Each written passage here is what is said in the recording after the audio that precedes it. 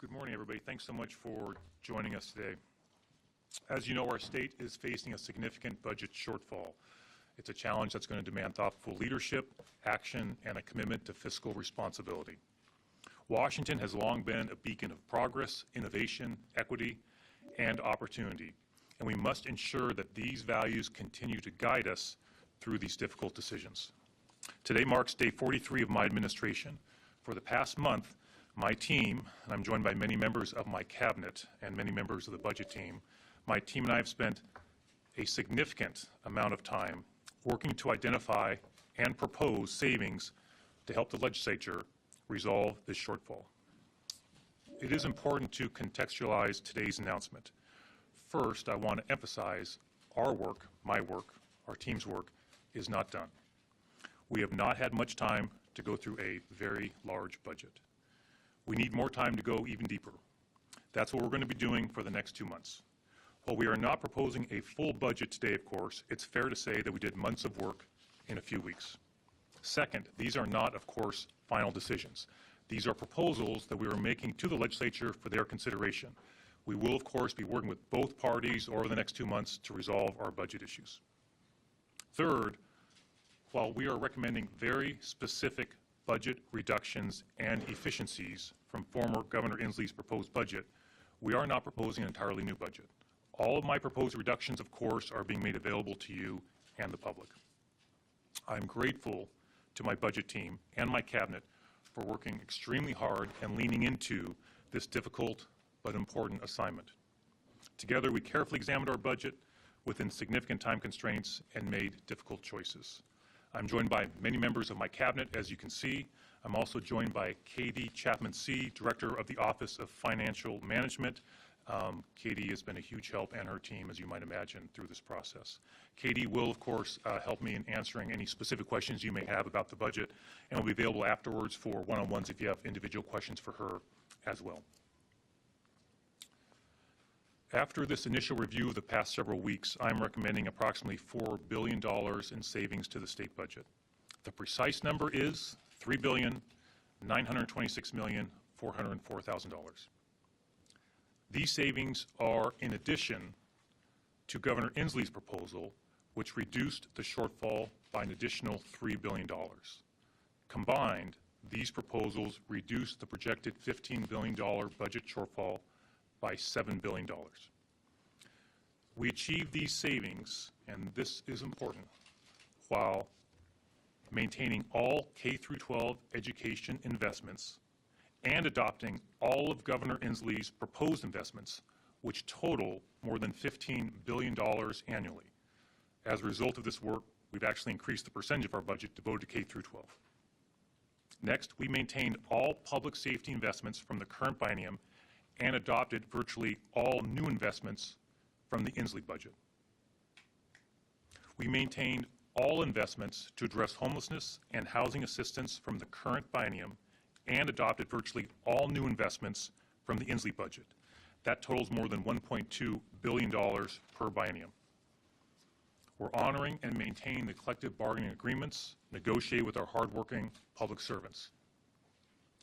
We maintained all current cash benefit assistance programs that benefit Washingtonians, such as TANF, Temporary Assistance for Needy Families. We also maintained Medicaid eligibility for all Washingtonians. Put another way, if you are a Washingtonian on Medicaid, you will not lose your state coverage. We achieved these significant savings while centering the needs of the people of our state, including those who are facing challenging times during this economy. That does not mean, of course, that all these decisions were easy. Our work was certainly complicated by the chaos and the threats from the Trump administration to our federal funding, which we talked about here in the past. I also want to mention the key principles that guided our decisions and my decisions. First, good government efficiencies and reductions in state agencies to ensure we're running as lean as possible and right-sizing our government. Many of these reductions we should be making even if we are not facing a budget shortfall. I'll give you a few examples in a moment. Number two, given our budget situation, we very carefully examined proposed or adopted spending that has not yet been implemented. Our goal was to minimize cuts to services actually being realized by Washingtonians currently. Third, we're reconsidering recent spending. So, for example, investments made 2 years ago for the current biennium are examples of investments that need to be reconsidered. Here's my logic. If the legislature 2 years ago knew that we'd be facing a $15 billion shortfall, I'm confident some of those investments would not have happened. Fourth, during COVID, we received significant one-time funding from the federal government for various programs. These one-time dollars are essentially gone. In some circumstances, the state has backfilled those one-time dollars with ongoing general fund resources. And I understand why. Those are good programs. I took a very close look at whether the state could take on those obligations for those federal dollars that were meant as a one-time investment during COVID. So before taking your questions, I'll take the time to explain how we applied those principles, what our rationale was, and how we'll continue to meet the needs of our residents during these fiscal challenges. We obviously can only cover a few of the items here today, but I do want to give you some highlights with some specific examples. So first, government efficiencies. We found some appropriations that state agencies are unable to spend for one reason or another. For example, the Forest Practices Board has a $1.1 million for rulemaking. It actually does not need to do rulemaking at the moment. We're moving that back to the general fund. We also found some investments that actually exceed the needs of the state. For example, because of the declining populations at the Special Commitment Center, we're able to close the 24-bed Dogwood unit and consolidate into the remaining units at the Special Commitment Center. That saves nearly $4 million. Here's another example. During the pandemic, we acted quickly to secure critical space for medical logistics. It's essentially a large warehouse. We don't need that space anymore. By scaling back, we'll save $2.2 million in the next biennium and $4.4 million over 4 years. The Department of Ecology and state parks are saving taxpayers $2.4 million over 4 years by consolidating office space and sharing office space. Zero impact to public services. That's just smart government. The Department of Services for the Blind. They pay for a certain number of spots in the youth adult training programs at the School for the Blind in Vancouver. Whether they're filled or not, they pay those dollars. Now, if we can't fill those spots, we're going to open eligibility to young people in Oregon. The Oregon Commission for the Blind will reimburse us for any spots they fill. We expect that to bring in $52,000 over the next 4 years. We make targeted reductions in state-funded marketing and outreach campaigns, as well as studies and task forces that are not essential for public safety or contributing to the social safety net. We're also significantly reducing state government travel, and will continue to look for additional efficiencies. In short, we achieved many millions of dollars of savings through what I would consider to be good government reductions. Let's talk about new spending. Another category of savings involved pausing or phasing in new programs or proposed program expansions that have not yet been implemented. So I just want to be clear, these are decisions that have been made, programs that are potentially expanded, or new programs, but it's not actually happened yet. So, for example, our goal here is to pause many of those or to phase them in over time to reduce the cost. Here's an example. We achieved $144 million in savings by gradually implementing the proposed rate increase to child care centers over 4 years instead of all at once on July 1st. In other words, these individuals will receive this expansion. It's just going to take a little bit longer. I mentioned reconsidering recent budget decisions. So these are things that are in the budget that were adopted very recently, for example, in the current biennium. And my logic there was, hey, if the legislature knew 2 years ago what our budget shortfall was going to be, they might want to reconsider those decisions. So, for example, we went from spending $14 million annually, this is from our general fund, in 2021 on foundational public health to spending more than $155 million per year. So I just want to repeat that, right? So for foundational public health, very important programs, these dollars are invested throughout our state. The state was spending $14 million from our general fund in 2021.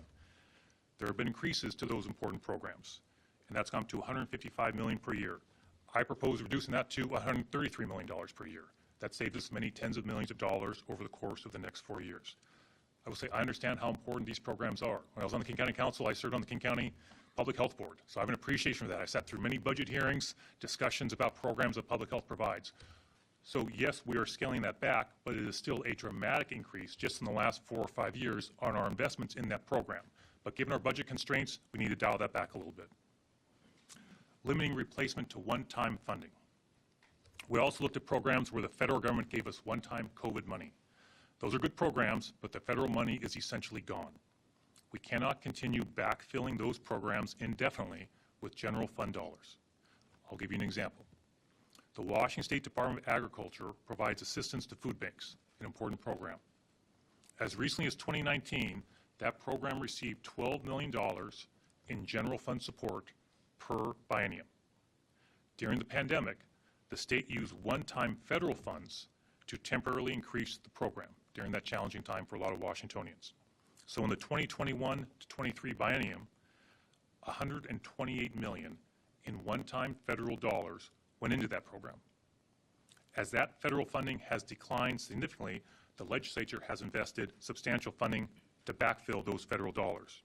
I propose we limit the general fund investment to $82 million for the next biennium, which is still 6 times greater than our general fund investment from just 6 years ago.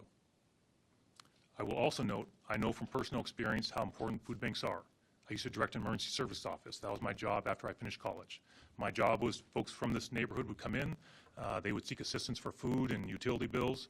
My job in the evening was to deliver the food to their homes every evening. That was a part of my job for a year. So I understand how important those programs are. But these challenging budget times, we need to scale our investments accordingly.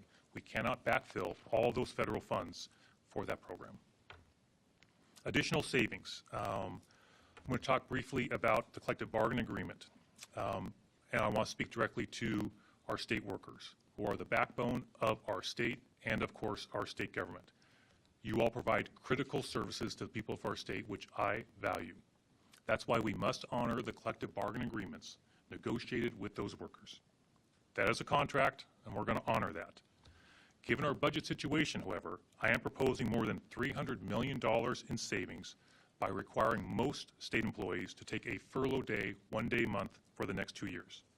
Certain public employees will be exempt, including troopers patrolling our roads, staff working our prisons, and state hospitals. I believe this is necessary to preserve the funding for the compensation increases they earned and negotiated. I continue to support full funding for the collective bargaining increases. Furloughs, of course, do reduce compensation without reducing salaries, so that employees will return to the compensation levels they have earned and bargained once we get through this budget crisis. There are, of course, throughout this process, all the folks behind me made many recommendations. Many of those I accepted, many I went back and said I need some more information. Some I'm not ready to adopt at this time. There's about another $1 billion, I think more than $1 billion of suggestions. I want to be clear, these aren't recommendations, right? They're putting ideas to me that I can consider from their budgets.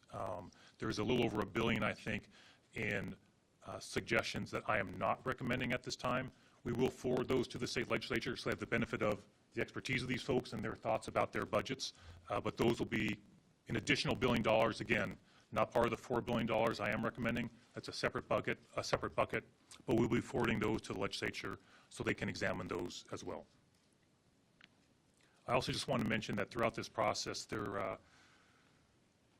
are plenty of items where the team made suggestions. I mentioned those, but we just need more time to spend looking at those. I need more information. I need more data. I need more information. There's a lot of that, and everybody's working extremely hard. Some of those are just going to take more time. I don't want to be making knee-jerk decisions about really important budget items. So you'll be seeing more proposals for me in the weeks ahead. So I do want to talk about next steps. There are many parts of the budget we have not had time to do a deep dive on. So for example, Governor Inslee proposed significant new investments. We're still reviewing those. We're going through that. As part of our process, as I mentioned, agencies brought forward a number of different items that I need more information on. We'll be continuing that work. Including the proposals from Governor Inslee, his proposed budget, we are approximately halfway toward closing the $15 billion budget shortfall. Another way of thinking about it, I think we're about 43% of the way through the session and nearly 50% of the way towards solving the shortfall. So we're on schedule, but we have a lot more work to do. We, of course, have a revenue forecast coming soon. I believe it's next month, which may increase or decrease the budget shortfall that we're facing. Of course, we're also mindful that I have a supplemental budget I'll be proposing later on this year. After the team gets a well-deserved break, I've already communicated to them we'll be going right back to work on preparing for that supplemental budget. You know, obviously, doing the work we've done, as I mentioned earlier, often takes a lot of time. There are months to prepare for it. We've just not had the luxury of that time, to be perfectly honest with you. So I'm looking forward to having more time with the team once we get through the next couple months to spend even more time going through the budget for the supplemental budget I'll be proposing later on in the year. A few final thoughts. I recognize that we could do everything right in the way we budget and still end up with a budget deficit in the future. For example, the federal government could make decisions that adversely impact our budget. That said, we must do a better job of budgeting within our means. I've said this many times, I do not plan on doing this every 2 years. I also want to emphasize that we understand that decisions I make, that we make, impact people's lives, and we do not take that lightly. I also want to emphasize to Washingtonians, your voice matters. You know, write to me, write to us, let us know your thoughts about this. We can achieve savings and preserve our values. I believe that. We can save billions of dollars without touching core investments in K-12 education, in public safety, in homelessness, in housing services, and remain one of the most progressive states in terms of looking out for folks who are experiencing challenges. If the legislature adopts all of my recommendations, hypothetically, the following will still be true. A single parent in Washington working 40 hours a week and families in similar economic situations can access affordable child care subsidies that ensure they do not spend more than 7% of their household income on child care. They can pursue college or apprenticeships for free, thanks to the work of our legislature and decisions they made. They can apply for and receive $640 to cover additional costs of the Working Families Tax Credit. They can access food assistance programs such as EBT cards and food banks supported by our general fund. They can tap into economic assistance through TANF programs. They can receive free hospital care. They can receive free health care for their children through Medicaid. They can receive subsidized dental care and other health care services. These are just a few of the many examples of programs and policies that have been adopted to support Washington families during this tough economy. We will remain committed throughout this process to our values as a state. Our proposals reinforce those values and help put us on a path to a sustainable and balanced budget. Together, I believe we can build a more sustainable future for Washingtonians, one that is both fiscally responsible and remains true to our values. So with that, I'm happy to take your questions, and I have no doubt that I'll be asking Katie to help me out if things get specific. Yes, go ahead. Governor, you've identified closing about half the gap over 4 years, correct? This is a 4-year gap. That's correct. Obviously, that leaves half of it remain. There are some people out there who are wondering whether this is laying the groundwork to maybe look at some revenues, some tax increases. You've been reluctant to say you would do that, but after going through this exercise anyway, are you now leaning more in the direction that you might have to sign off on some tax increases, and what would they look like? I'd say it's too soon to say right now, Jim. We have been, I just can't underline enough, right? Our energy's been focused entirely on this process, which is time-consuming and a lot of decisions being made to get to that $4 billion figure, to put it mildly. And so that's been my focus. I'm looking forward to how the legislature, what their reaction is. And by the way, I should emphasize, I know legislature is doing their own work on trying to find efficiencies as well. So we need to sort of come together and figure out what we can do. And I think at that point we'll have a better idea of hey, where we are on addressing that shortfall. We have the revenue forecast yet ahead. Let's see where that places us. So there are still some important milestones ahead, but the focus right now has been, frankly, to do what I set out to do. Was there a path forward to achieve billions of dollars in savings that did not go against our core values as a state or jeopardize core services? And I think these recommendations achieve that goal, but obviously more to come. Yeah. Yep. Jim's question, it's like a three-parter. A three-parter, okay, I'll try and keep track, all right. Okay. One, aren't tax, regardless of what type of taxes, just the basic math, doesn't the basic math indicate that some sort of taxes are inevitable? Well, let me go, I can answer one at a time. I'll forget otherwise. So Well, I don't think any more to add to what Jim already asked. It's You gotta have some taxes, because 4 billion doesn't. well, let's look. I'm new to being governor, but I'm not new to the legislature, right? Last time I checked, we've still got 2 months to go in this legislative session, right? We have a long way to go. We have a revenue forecast we have not received yet. Our work is certainly not done. I want to be crystal clear about that. We have done a ton of work, okay?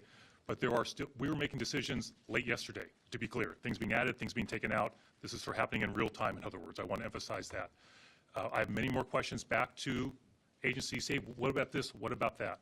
I need to sit down and have a conversation with legislative leaders. What are they finding out? I know they're doing their own work, which is not insignificant. They're leaning into it as well. So look, at some point, I'll have a better answer to that question, but I just don't think that's right now. Has the 6% across the agency's budget cut, has that been factored in yet? And that's what this is. That's essentially this is the 6%. And sorry if I wasn't clear, but thanks for asking. So in other words, I didn't spend much time on sort of the process, but maybe I'll just briefly mention. So what I did was I asked all the agencies to submit 6% reductions. We spent the last several weeks going through those, like literally every single one of them. Sometimes we said, great, we can take them. More often it was, hey, a phone call back, checking in, what about this? I'm not excited about that cut. Is there another alternative? You get the idea. But this $4 billion that we're proposing comes, I think it's fair to say, primarily from those proposals in response to my request for the 6% reductions, yes. Final, and again, I'm going to challenge the math. Yeah. This is a total guesstimate on my part, and I could be easily proven wrong, but I looked at the embargo sheet and have been keeping tabs on what you've been talking about here. Mm-hmm. It doesn't look like, the most that I can come up with is roughly $1 billion out of a $4 billion shortfall, so how do you get to the 50%, or should I be challenging the 50%? We'll welcome any challenge. So we believe we're looking at approximately, and things can be subject to change based on revenue forecasts and everything else, approximately a $15 billion shortfall over the next 4 years, right? What I'm proposing today are $4 billion in savings. Governor Inslee's proposal had another $3 billion. Put those together, that's your $7 billion out of $15 billion. We're obviously using round numbers. So as I said before, is there still work to do? Of course. Will the legislature adopt every one of my recommendations? Maybe, maybe not, right? But they're going to have their own recommendations. I know they are doing their own work, right? They'll have their own ideas, right? Which I look forward to reviewing what they've got. So I just think, just being honest, I think we're still in February. If we're still in February, look, we still have a ways to go before we get to the end of the session. And so my approach in life is one step at a time and focus on the step that's in front of you. This is the step that's in front of us, is to see, could we get another $4 billion without impacting those core services? And I think that's what we've done. Governor, Thanks. Just one second, I'll just go in order here. Yeah, go How ahead. are you getting to that $15 billion shortfall number? Everyone seems to have a different number. I have seen different numbers. This is what my team has advised. Look, we get that it's fluid. It depends on how you calculate it. We think $15 billion is a number. I think the legislature is largely using that as well. And that's the number that we worked off through this. Yes, go ahead. So Inslee's budget included the idea of transferring, I think, more than $1.5 billion out of the rainy day fund into the general fund, paying that back later on. It's an idea that Democratic leadership has said they will include in their budget proposals. The Treasurer's Office is opposed to it. Right. Where do you stand on this idea of essentially borrowing most of the money out of the rainy day fund and then paying it back in 28, 2029, just given the uncertainty about federal dollars, Yeah. potential cuts, and then, not knowing what revenue is going to look like? Yeah, so in terms of the governor's proposed budget on things he had in there, I've not taken position on each and every one of those. I want to be clear about that. We've focused on the assignment in front of us. That said, I don't disagree with anything you said about, hey, the potential challenges with that, especially in light of what might be coming from the federal government. To preserve our reserves is going to be important, and for our credit rating. So we'll be having those conversations with the legislature. I think it's important to preserve that. But those will be conversations that we have. So I'm not going to lock myself in right this very moment, but those will be conversations we're having. Yes? Could you please elaborate the estimated $15 billion shortfall. I know that Jake just asked about it, but yesterday we were in a media availability with Democratic leadership, and they were referencing a $12 billion estimated shortfall. Yeah, what's the difference in the $3 billion? I'm not sure, Katie, if you can. We have. So this is Katie, everybody, as you know. Thanks. I think that number is looking at Governor Inslee's policy level proposal for increases in the budget, but I have a paper that I'm happy to walk folks through sort of to get to that specific number of how we hit 15 if that works. Yeah. Thanks. Governor? Yes. I'm hoping you can clarify a couple of things because we're doing a story problem here on the fly with all the math. And there's a couple of big chunks here that are a little vague. One being the rolling back the clock on the recent spending. Obviously, there was a $2 billion increase in the last budget. Right. What exactly does rolling back the spending mean? And what exactly does all these travel cuts mean? What's the number on that factors into this? So the rolling back the clock, what that is a principle that I applied to this, Chris, which is, if we go back 2 years, for example, when decisions are made for the current biennium, investments were made by the legislature. My sense is if they knew at that time what the projected shortfall was going to be, they might not have made all those decisions. So one thing that I've done, this is just a principle, right, for your story, just to give a sense, I'm trying to give a sense of Washington, is how I prioritized, how I made decisions. And so my feeling was, hey, if there was a decision that was very recent, right, that those should be re-examined in light of the budget shortfall. The legislators might have a different outcome to that. So there are some changes we made, some we left, and we're leaving for we're going to work with the legislature about, right? We don't have time to go through every single one of them, obviously, but for me, that's trying to apply a principle to how we're making difficult decisions and trying to find those savings. In terms of the travel, you're asking for like a dollar amount on that? Yeah, it's just 50% out of state, 25% in state, 10% on equipment. What's that number? Do we have that number, Katie, or can we get that? We can get that number, yeah. We can get that for you. And we appreciate your patience, but we want to be clear, Chris, right? Last night, I'm calling Katie saying, hey, cut this, add this. Like, this is something that is, and I know you all appreciate, you've been around here a long time, that this process has been a few weeks that would normally be many months. And so we appreciate your understanding about that, but this is literally happening in real time through conversations this morning. And we're just going to pick right back up, give everybody a break for 24 hours before we get right back into it. So I want to be clear, there will be more ahead, but it was really my job to get information to the legislature, right? That they've got deadlines, they've got a budget, these things are happening very quickly. And so we gave ourselves today as our deadline. But we have those numbers, we'll get those for you. But we understand it's a lot of information, of course, by definition. But as you can appreciate, it's a challenge I inherited. It was not like I've had months to work on this thing. This has been a relatively quick turnaround, so we appreciate your understanding on that. Yes? I feel like that's going to be able. Can you clarify how many of them need 11 were implemented through agency heads, and how many would need to be? Oh, good question. By the legislature? Oh, great question. I'll just repeat that so we could hear. So the question went to something that was an important part of our conversation: is how many of these of the recommendations can simply be implemented as opposed to needing a change in state law. So that's been a big part of our conversation. Each time, often I would ask that question. Do we know a percentage, or can we provide that, Katie? I think we could provide it. I don't have that number handy. But that has been some, so that is why we also, to Chris's point, that is why we wanted to get this out today, because we were mindful that a number of these do require legislative action, okay? And so we're mindful of that. We've had conversations with legislative leadership. They've reminded me of their deadlines as well, and that, hey, we need this information, and don't let the perfect be the enemy of the good. We need this information, get it to us. So we're mindful of that, and it sounds like Katie can get you, if there's a specific question you have about a program, by all means, we're happy to try and track that down for you if you're looking for an answer on that, because that has been a regular part of the conversation for essentially every item. Yeah. Governor, you mentioned $1 billion in suggestions that you were not willing to sign off on today. Are you willing to share some of those? What was too far? We'll be releasing all, so to be clear, that'll be all released, Drew. And I mean, what I would just say is a general matter, and again, I want to emphasize, I appreciate all the suggestions that came to me, right? That's number one. I think it's fair to say that if there was a suggestion that was cutting a benefit a Washingtonian was receiving, okay, you know, I just was reluctant to make those cuts at this time, and so.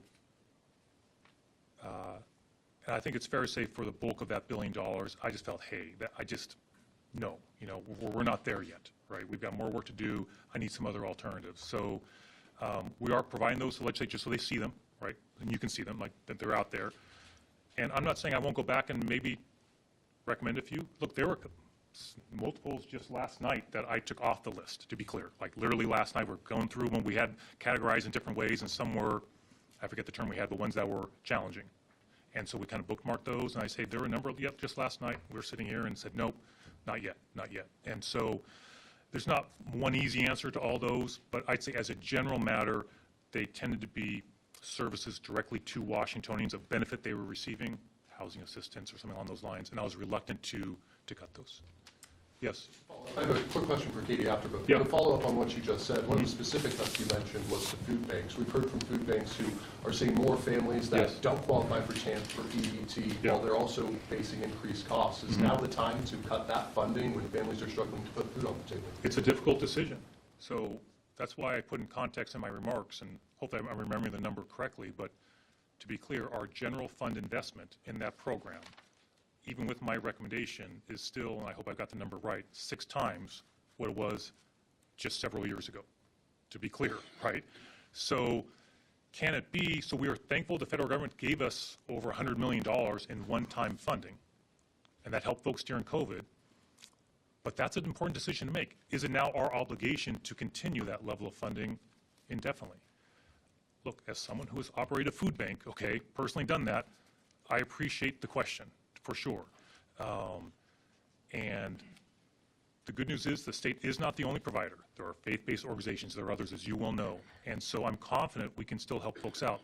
But any fair summary of that proposal, I trust, would include the fact that our general fund endorsement, or the general fund investment is still, I believe, again, hopefully I'm not mixing up which one it was, but I think it's still 6 times what it was just 4 or 5 years ago. And I think for most Washingtonians, say, that seems like a reasonable investment of the general fund over those years. And, but that is not to minimize that. As an example, we spent a lot of time on, as an example, there was a lot of time spent on that very specific issue. What's the right number? Do we touch it? Do we not touch it? What do we do? I don't know the exact amount of time we spent on that one, but it was many conversations over multiple weeks on that one very issue, as an example. So my job was just do the best, and that was another sort of way I tried to guide my decisions is, hey, trying to take a longer view, looking back over 4 or 5 years of the state's investment, right? And that's not the only one where I'm scaling back a general fund investment, but that investment is still, under my recommendation, significantly more than it was just a few years ago, to be clear. There are other examples. And that just seemed to me, given a budget shortfall, would I want to do that? If there wasn't a budget shortfall, of course I wouldn't do that, right? But look, we're not going to tax our way out of this thing. Not going to happen. $15 billion is a lot of money. And so that is an example of what I would describe, again, having personal experience with delivering food to people who need it, as one that I found especially challenging. That's fair. Yeah, let's do a couple more. Yeah, go ahead. Based on your conversation so far with Democratic leadership in the legislature, how far apart would you say you are from them when it comes to how to address this problem? I mean, they're not even working off the same number you are in terms of the gap you're describing. They're using 12 billion, you're saying 15. They seem fairly resigned to tax increases. So, I mean, how much daylight, I guess, is there between the two parties there? Oh, I think we're working closely together. It's, I mean, a key next step is I'll be very interested with what they come up with for their recommendations. But I know from conversations with leadership, they're doing their own work, right? Just like they know we were doing our own. So there's obviously going to be a coming together on what those are and additional negotiations. So I think it's too soon to say whether we're lined up or opposed or there's daylight or there's not daylight. I just honestly have not been focused on that piece of it. We're in regular communication. They know the work we're doing. They know the reductions that we're proposing, the dollar amounts, and there's a lot of time ahead of us to come together. Yes? Governor, you mentioned one-time funding for COVID-era programs. Yeah. So the WEA started getting funding for a COVID program to train substitutes. Now OSBI is requesting around $70 million to continue that program. I'm wondering if your office has looked into this program to make sure it's still needed and legitimate moving forward. Do you remember, Katie, if we... So I'm pausing one because I don't... Yeah. As part of this exercise, we did not look at K-12 spending or reductions. So it may have been something that was considered during the development of Governor Inslee's budget, but we'd have to get back to you on that specifically.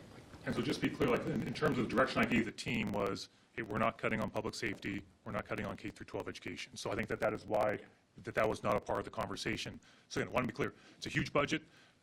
We tried to, in the time we had, to be focused on a pretty big bite at the apple, but it's not everything, right? And so, in my experience, I just felt like I need to give some parameters to the team and to let the people of the state of Washington what my guiding principles are for getting through the shortfall. And one of those was your question, hey, we're not touching K through 12 education, that was one of them. So that's why it wasn't a part of the conversation we've been having the last several weeks. But happy to take a look at that program. Yeah, happy to take a look at the program. Yes, Sue Gilmore. You said that if the legislature maybe knew at the time about the kind of budget deficit that they'd be facing, maybe spending would have looked a little bit different. What do you think the missing link was, and how do you prevent that moving forward? Well, I did say in my inaugural address that, hey, I forget the exact words I had, but something words to the effect of, hey, at some point we need to have an honest conversation about how we got here. And that still needs to happen. At this point, I can't spend a lot of time looking back, right? We've got some big challenges right in front of us. But my opinion on that has not changed, right? There will need to be, at the right time, an assessment of how we got here. What can we change in how we budget to avoid having this conversation every 2 years? And I've been very clear that barring a recession, barring the federal government doing something that harms our budget, barring something not in our control, right? I do not want to be having this conversation every 2 years. I'm being crystal clear with everybody to have a conversation about, okay? And so when I've got the time and when my team has the time, yes, we're going to be taking a look at what we can do differently. And look, have there been times in the last few weeks where I've seen things in the budget where I said, hey, come on, what are we doing? What were we doing here? We need to reevaluate those kinds of decisions. So yes, but we just haven't had the bandwidth to focus on that right now, and I think that's the right approach. We got a shortfall, right? We've got a crisis right now. Focus on that. Once we get through it, there'll be time for that conversation. Yes, follow. Oh, sorry. Go ahead. Both of you. Yeah, go ahead. So you talked about the conversation essentially excluding public safety and K-12 education, but Inslee's budget talks about cuts to DOC facilities, and to your savings proposal also talks about warm closures at Western State. Mm-hmm. How are you defining public Fair safety? Question. Yeah, it's a good question. We've had that conversation as well, right? Like, hey, does this thing fall in the public safety bucket or not? We've done our best to define that, right, in a way that we think makes sense to Washingtonians. But hey, if you want to ask a specific question, what bucket it was in, we're happy to answer it. But some of these things don't fit neatly into one bucket. They're a program that does multiple things. So we've done our best to define these things in a way that makes sense. Yes. Oh, sorry, go ahead. Is it primarily law enforcement that you're talking about when you say public safety? That is certainly a piece of it, right? But that is not necessarily everything on that. But again, if there's a specific item you have, hey, let Katie and I know, and we're happy to try and answer specifically how we tried to define it. Yeah. I think we'd appreciate some specifics on the number of furloughs, consolidations, cuts to management and administrative positions. We have that. Yep. But with those cuts that you're proposing, combined with cuts from the federal government, and also today from private employers, we saw, as an example, Starbucks filing a warn notice for 600 jobs. Are you worried about the general health of the economy right now? Yes. I'll elaborate on it, but yes, I've seen those same headlines and share that concern. That's why I am very interested in seeing what our next forecast is, and deeply concerned what might be coming from the federal government, which is a total wild card, obviously, and which also gets to, as we go forward in this process, I think back to an earlier question on reserves is, we can only control what we can control, but we can also anticipate some potential challenges that might be coming our way, the economy in general, or what might be coming from the federal government. And so, all the more reason why we need to make sure we're making difficult decisions, whether that's, right, food assistance with food banks, we need to find the right balance in how we do this budget, but we have to be mindful looking ahead that, hey, the legislature is going to finish this thing, hopefully on time, but things could be happening once that legislative session ends and before we're back here again, that could impact our budget situation. So having sufficient reserves, making sure we're balancing this in a way that keeps an eye on those more unpredictable factors is certainly on my mind, yes. Governor, I just wanted to follow up on her question real quick. In terms of defining public safety, wildfire mitigation, DNR, did you touch those funds. Yeah, thanks for asking on that. So, first, Dave Updegrove has been very helpful with this, number one. Want to emphasize that. Suspect he'd be happy to chat with you about it. So, we work with his team. Dave and I exchange messages as well. And so, as you know, the investment in preventing firefighters as a state has gone up dramatically. Hopefully I don't get these numbers wrong. Katie, correct me, but I think gone from like $80 million annually, like $400 million annually. I think, okay, so from 80 to 400 million just in the last few years. So appropriately so, right? Thank goodness we've done it. So when we went to the commissioner to ask, he proposed, and Chris, hopefully I'm working off memories, hopefully I get this right, but we'll double check it. But there were 2 helicopters that he said were basically underutilized. They weren't really utilizing that they had or that they leased, and that he said it was actually part of their long-term plan to phase those out anyway. We followed up with him. I was like, hey, when I saw that, I was like, wait a second, are we sure we want to do that? And he let me know, nope, this makes sense. Trust me, we've got significant investments. That's not going to harm our capability to fight forest fires. So that was a reduction, if you want to call it that, obviously in light of a more than $300 million investment, but one that, because I said to Dave, hey, should we take out from something else from your budget? He said, no, this is one that makes sense, and that this is not going to impair our ability. So once again, that's an example where the general fund investment to address that serious issue has gone up exponentially, as it should. And so, but I did want to double check with him, make sure he was good with that, and he was. Is that a fair way to summarize it? Okay, yep. So thanks, I'm glad, and thanks for asking that. That was, we had a lot of things we tried to scale back these talking points, but that was one that I'm glad you asked about. I think I had Jim, and I'll come here, and then we'll do one more, yep. You mentioned furloughs that you're asking. Are you contemplating a reduction in the state workforce as part of your budget cutting plans here? In other words, through attrition or through layoffs? Correct, and we have a number we can give you afterwards that Katie will have. You don't know approximately? Yeah, approximate number can we give? We'd have to run the numbers through the system to get, But that's part of this? Yes. Okay. Yeah. Yep, that is part of it. We're happy to run the numbers. Again, appreciate your patience. This is happening real time, right? But yes, that is a part of it for sure. Yep. So we had a few, I'll keep going, so don't worry. I'll get to everybody. Go ahead, yeah.